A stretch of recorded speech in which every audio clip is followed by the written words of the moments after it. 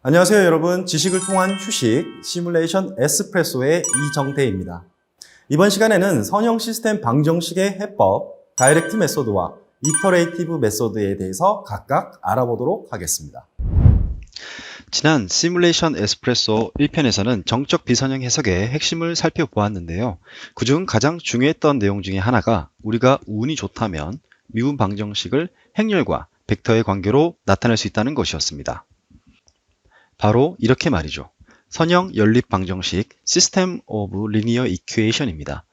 K는 행렬, F와 X는 벡터이고 우리의 관심사는 X벡터입니다. 오늘은 K와 F를 알고 있을 때 이것을 어떻게 계산하는지 알아보겠습니다. 이러한 계산은 선형 또는 비선형 정적 해석에 적용됩니다.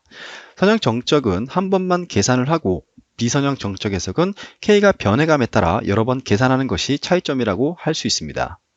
자, 이제 일반적으로 많이 쓰이는 표현으로 알파벳만 변경해서 다시 적었습니다.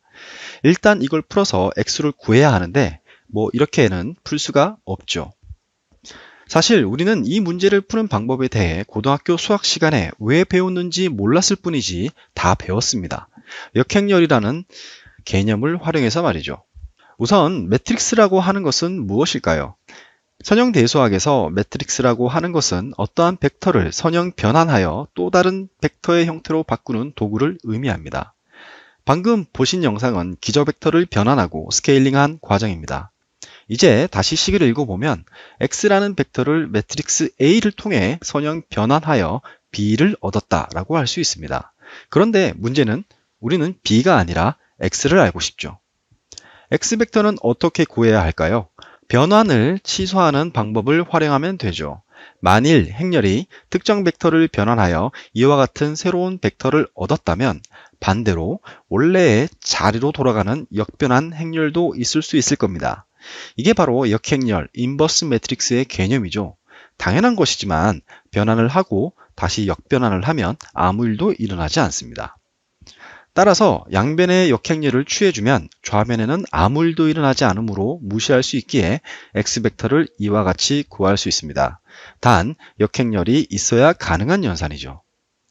만일 변환한 후 차원이 뭉개지게 되면 다시 되돌아갈 방법이 없습니다. 즉 역변환을 할 수 없다는 뜻이죠.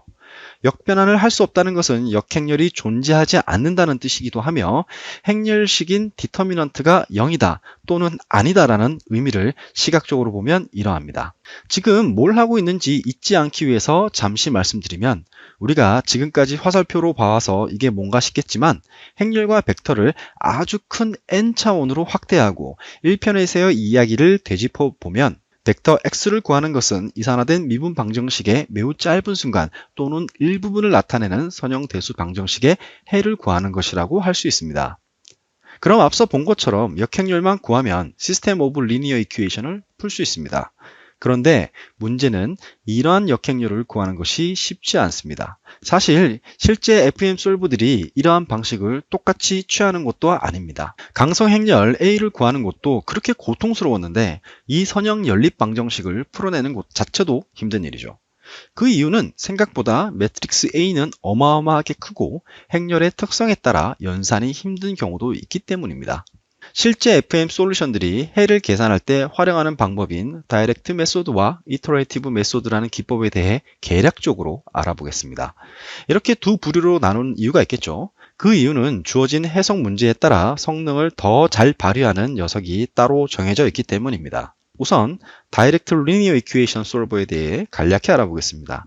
다이렉트 솔버도 다양한 종류가 있습니다.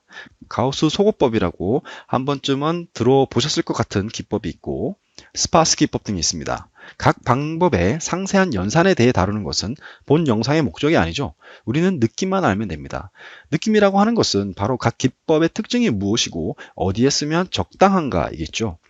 가우스 소거법은 풀이 과정에서 미지수가 점점 소거되는 방법을 통해 해를 구하는 방식이고 스파스 솔버는 강성 행렬이 스파스 매트릭스일 경우 매우 빠른 계산을 해주는 특징이 있습니다. 스파스 매트릭스란 행렬 대부분이 0인 행렬을 의미합니다.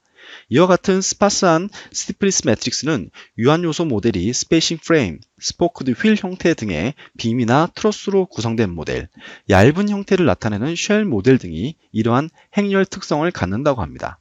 한편 다이렉트 메소드는 한정된 프로시저에 따라 일단 계산이 되면 정확한 해를 주는 특징이 있습니다. 그리고 계산 시 많은 저장 공간을 필요로 하는 특징도 지닙니다. 반면 이터레이티브 메소드는 말 그대로 반복 계산을 통해 근사해를 얻는 방법입니다. 대충 이니셜 값을 주고 오차가 내가 원하는 만큼 줄어들 때까지 반복해서 계산을 하는 형태를 이터레이션이라고 할 수 있을 것 같은데요.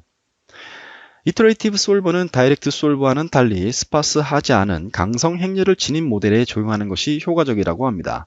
깍두기 모양의 솔리드 요소들이 치밀하게 연결되어 있는 블록 타입 스트럭처가 이에 해당됩니다. 이터레이티브 솔버이기 때문에 당연히 수렴, 컨버전스라는 개념이 수반되어야 하죠. x를 구하는 과정에서 체크를 해봅니다.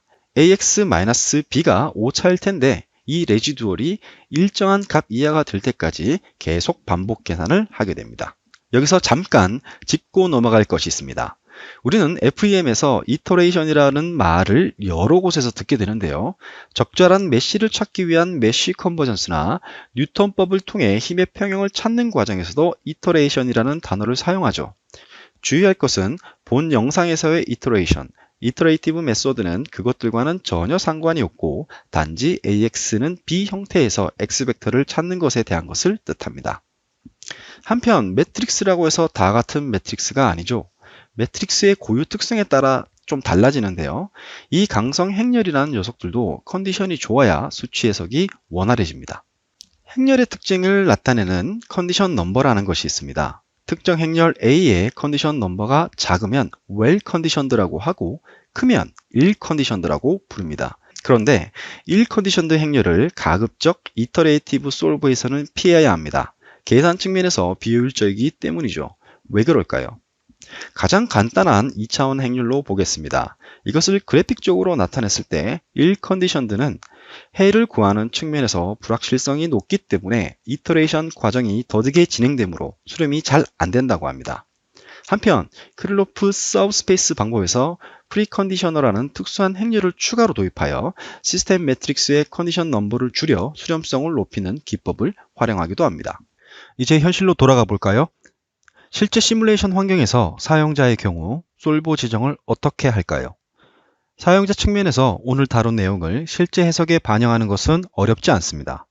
아바쿠스 CAE의 경우 해석 스텝 정의 시 이퀘이션 솔버를 다이렉트 스파스 또는 이터레이티브 중 선택할 수 있도록 구성되어 있고 3D 익스피리언스 플랫폼의 구조 해석 롤의 경우 손쉬운 사용이라는 목표를 하고 있는 만큼 사용자가 고민하거나 선택하지 않아도 내부적으로 알아서 솔버를 선택 후 해석을 수행합니다. 해석을 하다 보면 가끔씩 듣거나 보게 되는 다이렉트 또는 이터레이티브 솔버라는 용어, 그것에 대한 개념 및 이론, 그리고 활용에 대하여 오늘 살펴보았습니다. 겨우 알파벳 3개로 구성된 별것 아닌 것처럼 보였던 시스템 오브 리니어 이퀘이션, 알고 보면 그 뒤에는 많은 연산과 기법들이 존재했습니다. 네, 오늘은 선형 시스템 방정식의 해법인 다이렉트 메소드와 이터레이티브 메소드에 대해서 알아보았습니다. 다음 이 시간에는 정적, 동적, 선형, 비선형 해석의 구분과 개념이라는 주제로 다시 한번 찾아뵙겠습니다. 끝까지 시청해 주셔서 감사합니다. 행복한 하루 보내세요.